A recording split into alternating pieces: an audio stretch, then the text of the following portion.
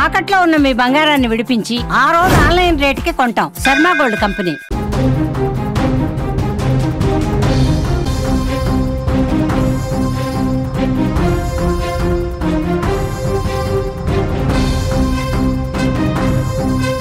Suman TV screen పైన big breaking news చూస్తున్నారు. ధర్మస్థలిలో 100 శవాల కథలో కీలకమైన ట్విస్ట్ తెరపైకి వచ్చింది. 100 శవాలను గుర్తించేందుకు ఎవరైతే ఆరోపణలు చేశాడో ఆ పారిశుద్ధ్య కార్మికుడు పోలీసులతో సహా వచ్చి ధర్మస్థలిలో పర్యటిస్తున్నారు. సుమన్ టీవీ స్క్రీన్ పైన మీరు ఆ విజువల్ చూడొచ్చు. ధర్మస్థలలో పోలీసు విచారణ కొనసాగుతోంది. ఎక్కడైతే తాను పాతి పెట్టాను 100 శవాలు అని చెప్పాడో ఆ పారిశుద్ధ్య కార్మికుడు ఆయన ఎవరైతే సిట్ ఉందో సిట్ని తీసుకొని ఆ ప్రాంతాలను గుర్తిస్తున్నారు. ఎక్కడెక్కడైతే తాను 1995 నుంచి 2014 వరకు శవాలను పాతిపెట్టానని చెప్పాడు.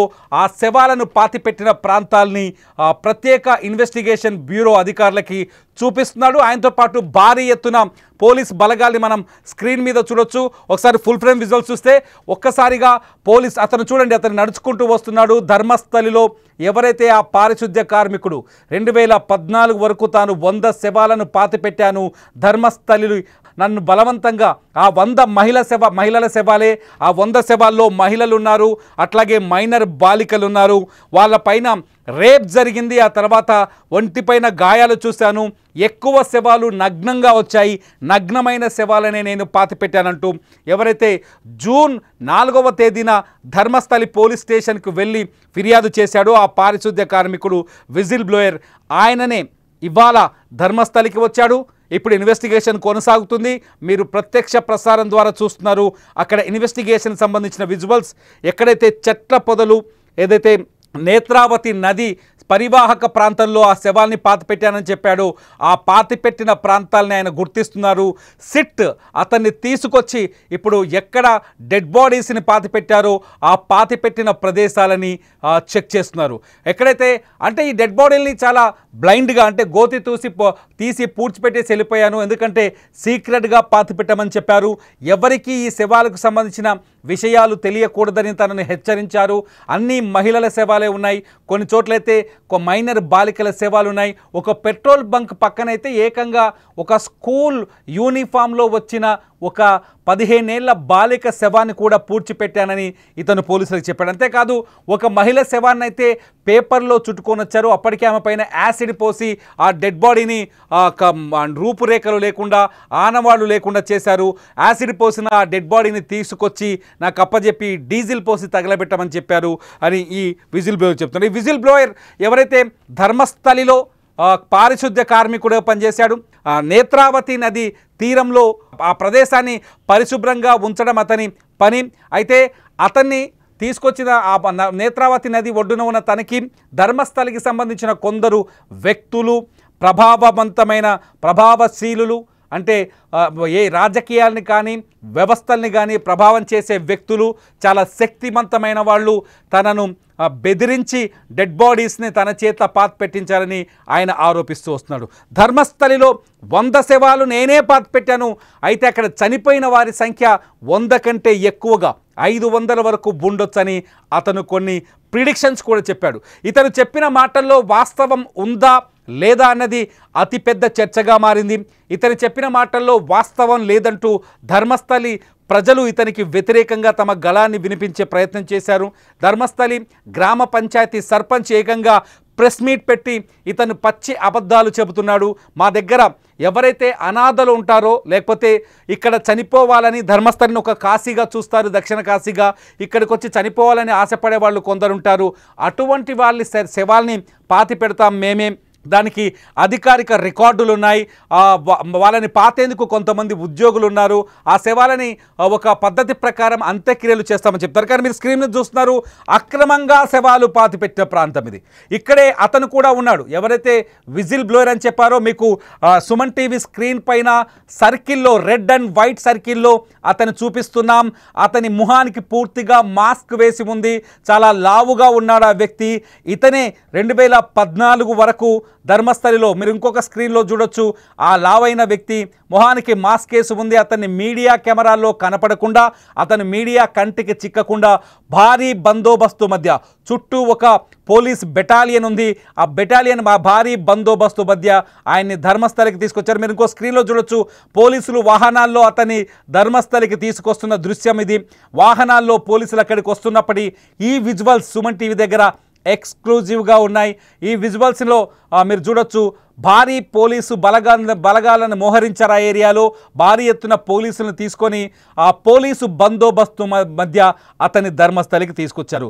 అతని ఎక్కడెక్కడైతే ఏ ప్రాంతాన్ని అయితే చూపిస్తున్నాడో ఆ ప్రాంతంలో ఇప్పుడు నెక్స్ట్ స్టెప్లో ఇవాళ జూలై 28వ తేదీ ఇవాళ అతని ఎక్కడెక్కడైతే డెడ్ బాడీస్ పాతి పెట్టాడో ఆ ప్రాంతాలని పోలీసులు క్షుణ్ణంగా పరిశీలిస్తున్నారు.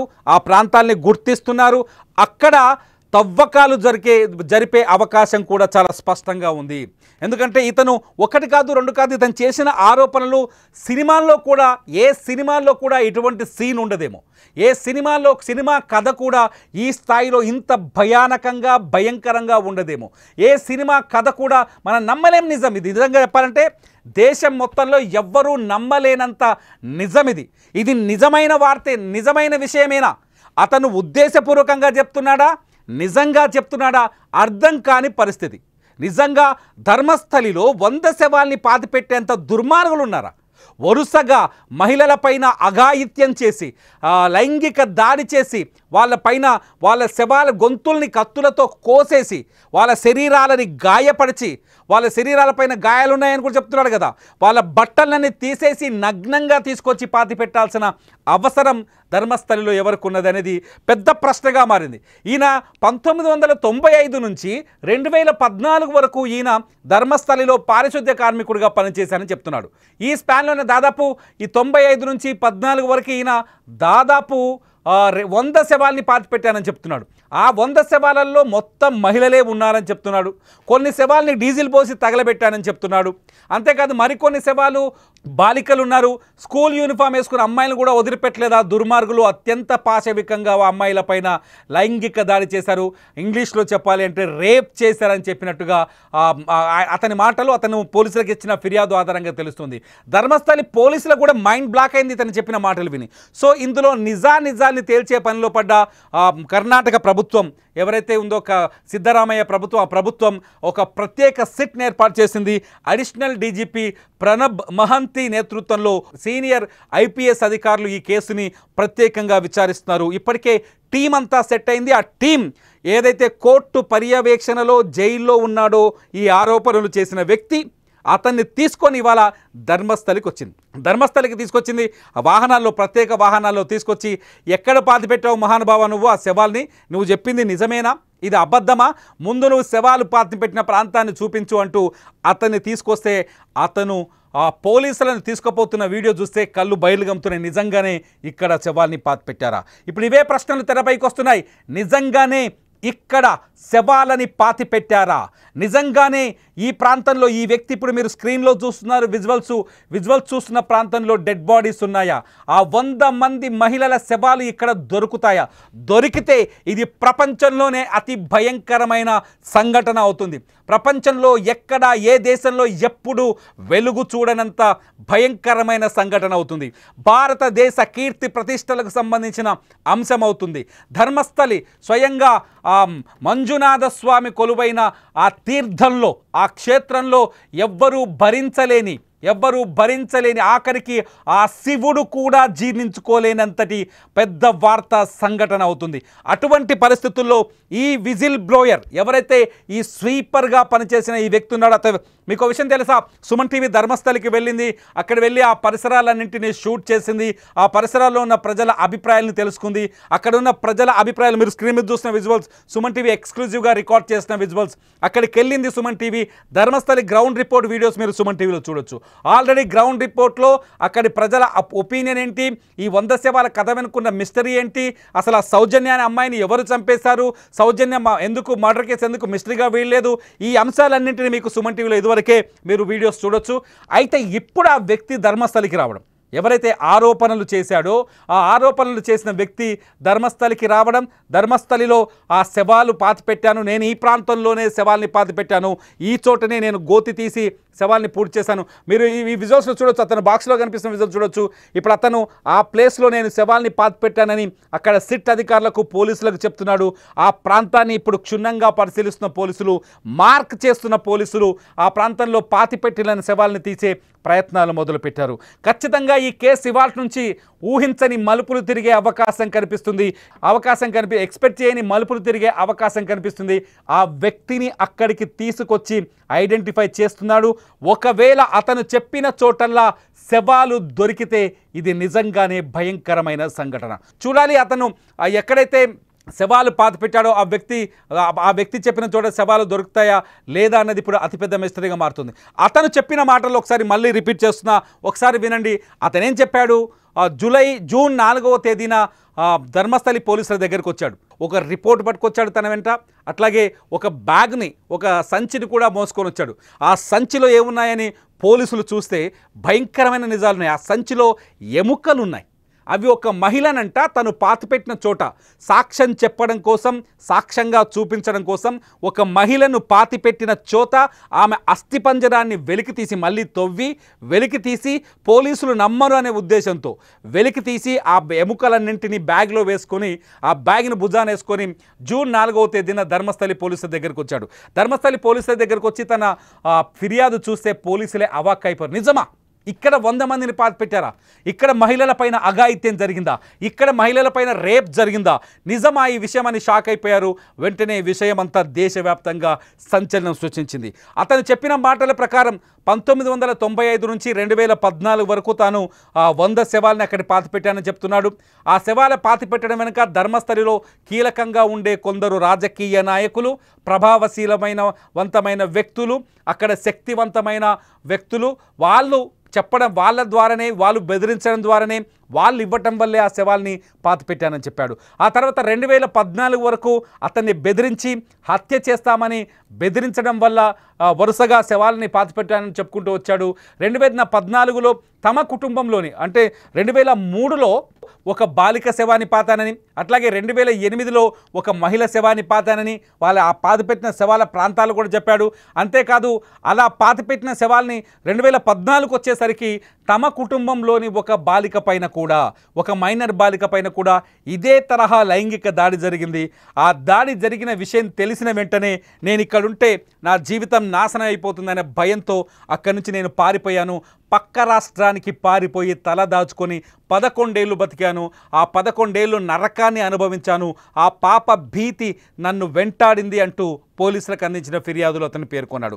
ఎప్పుడైతే తిరిగి 2025లో మళ్ళీ ధర్మస్థలికి వచ్చిన ఆ వ్యక్తి పోలీసుల దగ్గరికి వెళ్ళి ఫిర్యాదు చేస్తూ, ఎందుకురా నాయన నువ్వు ఇప్పుడు ఫిర్యాదు చేస్తున్నావు, హత్యలు చేసిన రోజుల్లో, ఆ శవాల్ని పాతిపెట్టిన రోజుల్లో ఎందుకు చేయలేదంటే, ఇప్పుడు వాళ్ళకి సరైన రీతిలో అంత్యక్రియలు జరగకపోవడం వల్ల వాళ్ళ ఆత్మలు ఈ భూమిని విడిచి వెళ్ళిపోవు, ఈ లోకంలోనే ఉంటాయి, అవి నన్ను వెంటాడుతాయి, ఆ పాప భీతి నాకు నిద్ర లేకుండా చేస్తున్నాయి.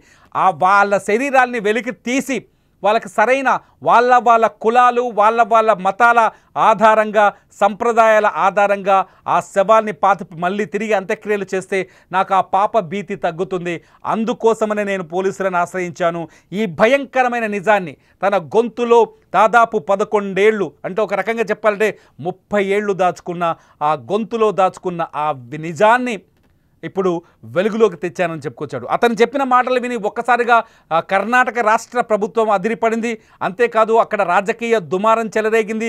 కొందరు చెప్తున్నారు ధర్మస్థలి మంజునాథ స్వామి క్షేత్రం, అక్కడికి దేశ నలుమూలల నుంచి అనేక మంది అక్కడికి వస్తారు. ఆ మంజునాథ స్వామి క్షేత్ర ప్రతిష్టను, ఆ మంజునాథ క్షేత్ర పవిత్రతను తగ్గించేందుకే ఈ వ్యక్తి ఈ నాటకం ఆడుతున్నాడనే విషయాన్ని కొందరు కొట్టిపడేశారు. అంతేకాదు రాష్ట్ర ప్రభుత్వం కొందరు వ్యక్తుల్ని కాపాడే ప్రయత్నం చేస్తుంది, కొందరిని కావాలని ఉద్దేశపూర్వకంగా రక్షించే ఉద్దేశంతో పనిచేస్తుంది అంటూ సోషల్ మీడియాలో సంఘాలు సామాజిక మాధ్యమాల్లో కామెంట్ చేశారు, ఇంటర్వ్యూలు ఇచ్చారు. సోషల్ మీడియాలో అటువంటి చాలా చూసాం. ఇదంతా పక్కన పెడితే ఏకంగా కర్ణాటక మహిళా కమిషన్ అధ్యక్షురాలు నేరుగా ప్రభుత్వానికి ఒక లేఖ రాశారు. ధర్మస్థలిలో ఏం జరుగుతుంది, ధర్మస్థలిలో జరిగిన హత్యల ఆరోపణల వెనుక, ధర్మస్థలిలో 100 శవాలు పాతిపెట్టానని ఆ వ్యక్తి చెప్తున్న ఆరోపణల వెనుక నిజాన్ని వెలికి తీయాలి అంటే మీరు ఖచ్చితంగా ప్రత్యేక దర్యాప్తు బృందాన్ని ఏర్పాటు చేయాలని ఆ మహిళా కమిషన్ కోరింది. ఎప్పుడైతే మహిళా కమిషన్ కోరిందో అప్పుడే కర్ణాటక ప్రభుత్వం ఇమీడియట్లీ స్పెషల్ ఇన్వెస్టిగేషన్ టీంని ఏర్పాటు చేసింది. ఆ స్పెషల్ ఇన్వెస్టిగేషన్ టీం మీరు చూస్తున్నారు ఫోటో, ప్రణబ్ మహంతి నేతృత్వంలో, అడిషనల్ డీజీపీ ఆయన నేతృత్వంలో ఆ స్పెషల్ ఇన్వెస్టిగేషన్ టీం ఫామ్ అయింది ధర్మస్థలిలో. ఈ వ్యక్తికి సంబంధించి ఎవరైతే ఈ హత్యలు చేశానని చెప్పిన వ్యక్తితో కోర్టు పరిధిలో ఉన్నాడు ఆయన, అతన్ని సురక్షితంగా భద్రంగా కాపాడుతున్నారు, భారీ సెక్యూరిటీ ఇస్తున్నారు. ఎందుకంటే అతని ప్రాణాలకి ముప్పు కూడా ఉంది. మీరు అతను కోర్టుకు వచ్చిన విజువల్స్ ఇప్పుడు స్క్రీన్లో చూస్తున్నారు. అతని ప్రాణాలకు ముప్పు ఉంది. అతని కోర్టులో కోర్టు పరిధిలో ఉన్న అతన్ని విచారించి అతని ఒపీనియన్ తీసుకున్న తర్వాత ఇవాళ ధర్మస్థలికి వెళ్ళారు. ధర్మస్థలిలో అతను ఒక్కొక్క శవాన్ని ఎక్కడెక్కడ పాతిపెట్టాడో చెబుతున్నాడు. మీరు స్క్రీన్ పైన చూస్తున్న విజువల్స్ ధర్మస్థలి నుంచి మాకు ప్రత్యేక మాధ్యమం ద్వారా అందుతున్న విజువల్స్. ఈ విజువల్స్లో ఆ వ్యక్తి చూపిస్తున్నాడు ఎక్కడ శవ, ఒక చెట్ల పొదల్లో, అంటే ధర్మస్థలి నేత్రావతి నది పరివాహక ప్రాంతంలో చెట్ల ఏపుగా పెరిగిన ఒక చెట్ల పొదల్లో ఆ శవాల్ని పాతిపెట్టిన ప్రాంతాన్ని అతను గుర్తిస్తున్నారు. ఆ ప్రాంతాన్ని ప్రత్యేక పోలీస్ ఇన్వెస్టిగేషన్ టీం మార్క్ చేస్తుంది. ఇక్కడ తవ్వకాలు జరిపే అవకాశం ఉంది. అంతేకాదు ఎవరైతే ఈ వ్యక్తి ఉన్నాడో, నేను 100 శవాల్ని పాతిపెట్టానని చెప్పిన వ్యక్తి ఉన్నాడు, అతనికి నార్కో అనాలిసిస్ టెస్టులు చేయాలనే పిటిషన్ కూడా కోర్టులో ఉంది. నార్కో అనాలిసిస్ టెస్ట్ చేయడం వల్ల అతని మానసిక స్థితి తెలుస్తుంది, అతని మానసికంగా సరిగ్గా ఉన్నాడా లేడా అనే విషయం బయటపడుతుంది. అంతేకాదు 11 ఏళ్ల పాటు అతను ఎక్కడికి పారిపోయాడు, ఎక్కడ తలదాచుకున్నాడు, ఈ 11 ఏళ్ల పాటు ఎందుకు అతను ఈ విషయాన్ని బయటకు చెప్పలేదు, ఇతను చెప్పే మాటల్లో వాస్తవం ఎంతుంది, వీటన్నింటినీ వెలికి తీసే అవకాశం కనిపిస్తుంది. ధర్మస్థలి కథ వింటుంటే రెండో కథ ఒకటి కనిపిస్తుంది. ఇక్కడికి చాలామంది ధర్మస్థలి క్షేత్రాన్ని చూసేందుకు భక్తులు వస్తుంటారు. వచ్చిన భక్తులు చాలా స్వేచ్ఛగా విహరిస్తుంటారు. అంతేకాదు ధర్మస్థలి కొంత అటవీ పరివాహక ప్రాంతం, నదీ పరివాహక ప్రాంతం, అటవీ ప్రాంతం, చుట్టూ అటవీ ఉంటుంది, మధ్యలో ధర్మస్థలి క్షేత్రం ఉంటుంది. నదీ పరివాహక ప్రాంతం, నేత్రావతి నది ధర్మస్థలి క్షేత్రం నుంచి అక్కడికి ప్రవహిస్తూ ఉంటుంది. ఈ నేత్రావతి నది ఒడ్డునే ఇతను శవాలు పాతానని చెప్పాడు. ఎందుకంటే నది ఒడ్డున శవాల్ని పాతిపెట్టడం వల్ల అవి వేగంగా కుళ్ళిపోతాయి, అవి వేగంగా మట్టిలో కలిసిపోతాయని చెప్పేసి ఆ ఉద్దేశంతో పాతిపెట్టానని చెప్తున్నాడు. అంతేకాదు ధర్మస్థలి ప్రజలు ఏం చెప్తున్నారంటే, ధర్మస్థలి ప్రాశస్త్యం తగ్గించే ఉద్దేశంతో ఇతను ఆరోపణలు చేస్తున్నాడు అనే వాళ్ళు ఏం చెప్తున్నారంటే, ధర్మస్థలి అనేది దక్షిణ కాశీ, ఇక్కడికి కేరళ నుంచి కావచ్చు, కర్ణాటక నుంచి కావచ్చు, తెలంగాణ నుంచి కావచ్చు, మహారాష్ట్ర నుంచి కావచ్చు, ఆంధ్రప్రదేశ్ నుంచి కావచ్చు పర్యాటకులు వస్తుంటారు, మినిస్టర్లు వస్తుంటారు, సినిమా యాక్టర్లు వస్తుంటారు. ఈ ప్రాంతంలో చనిపోవాలని కోరుకునే వాళ్ళు కూడా చాలామంది ఇక్కడికి వస్తారని చెప్తారు. ఇక్కడికి వచ్చి ప్రాణం విడిస్తే, మనం చాలామంది కాశీకి వెళ్తే అక్కడ కైలాసంలో కలిసిపోయినట్టే అనుకుంటాం కదా, చాలామంది మనలో ఆ భావం అటువంటి భక్తి మనలో ఉంది. ఒక రకంగా చెప్పండి, ఆ భావం భావజాలం మన దగ్గర ఉంది. హిందువులు చాలామంది అలాగే అనుకుంటారు, కాశీకి వెళ్ళి ప్రాణాలు అక్కడే కోల్పోతే స్వయంగా ఆ శివుడిలో ఐక్యమైపోయినట్టు లెక్క అని చెప్పేసి. సేమ్ ధర్మస్థలి కూడా అలా చాలామంది వస్తుంటారు, ఇక్కడే జీవితంలో చివరి అంకాన్ని గడుపుతూ ఉంటారు. అలా చనిపోయిన వాళ్ళ మృతదేహాల్ని ప్రతిరోజు పాతి పెడతామని అక్కడున్న గ్రామ పంచాయతీ సర్పంచ్ చెప్తున్నాడు. అంతేకాదు కొందరు ఆత్మహత్యలు చేసుకోవాలనుకునే వాళ్ళు కూడా ధర్మస్థలికి వస్తారు. ఇక్కడ చనిపోతే కనీసం మరో జన్మలో మనిషిగా పుట్టలేము, ఈ మనిషిగా ఈ కష్టాలు భరించలేమనే భావంతో ఉన్న వాళ్ళు కొందరు ఇక్కడికి వచ్చి ఆత్మహత్యలు చేసుకుంటారని అక్కడున్న వాళ్ళు చెప్తున్నారు. మరికొందరేమో ఇంట్లో మానసిక స్థితి సరిగా లేని వాళ్ళని, పోషించలేని వాళ్ళని, ముసలి వాళ్ళని తీసుకొచ్చి వదిలేసి వెళ్ళిపోతుంటారు కొందరు కుటుంబ సభ్యులు అని చెప్తున్నారు. దీంతో పాటు కొంత క్రైమ్ కూడా జరిగే అవకాశాలు ఉన్నట్టుగా మరికొందరు చెప్తున్నారు. ఇది అటవీ ప్రాంతం కావడంతో చాలామంది కర్ణాటకలో ప్రేమ పెళ్లిళ్ళు జరిగే ప్రాంతంగా ధర్మస్థలికి మరో గుర్తింపు ఉంది. ఇక్కడికి వచ్చే లవర్స్ చాలామంది ఇక్కడికి వచ్చి పెళ్లిళ్ళు చేసుకుంటారు. కొన్నిసార్లు వాళ్ళే రివర్స్ అయ్యి అక్కడే గొడవపడి హత్యలు చేసిన సందర్భాలు చాలా ఉన్నాయని చెప్తున్నారు. అటువంటి డెడ్ బాడీస్ కూడా దొరుకుతాయని చెప్తున్నారు. మొత్తానికి ధర్మస్థలి అనేది పెద్ద మిస్టీరియస్ ప్లేస్గా మారింది. ఇప్పుడు భారతదేశంలోనే అత్యంత మిస్టరీగా మారిన ఈ హత్యల కేసు ఇప్పుడు విచారణ మొదలైంది. చూడాలి ధర్మస్థలిలో నిజంగా శవాలు దొరుకుతాయా? ఆ వ్యక్తి పారిశుద్ధ్య కార్మికుడు, మాజీ పారిశుద్ధ్య కార్మికుడు చెబుతున్నట్టుగా ధర్మస్థలిలో శవాలు దొరుకుతాయా? ఆ 100 శవాలని వెలికి తీస్తాడా ఇతను? ఆ ధైర్యంతోనే పోలీసులను తీసుకొని ధర్మస్థలికి వచ్చాడా? మీరేమనుకుంటున్నారు? ఈ వీడియో కింద కామెంట్ చేయండి. ధర్మస్థలిలో ఉన్న ఈ శవాలని ఏదైతే కర్మస్థలిగా మారుస్తున్న ఈ శవాల గుట్టు రట్టవుతుందనుకుంటున్నారా? ఈ వ్యక్తి ఆ శవాలను గుర్తిస్తాడా? మీరేమనుకుంటున్నారో వీడియో కింద చూడండి.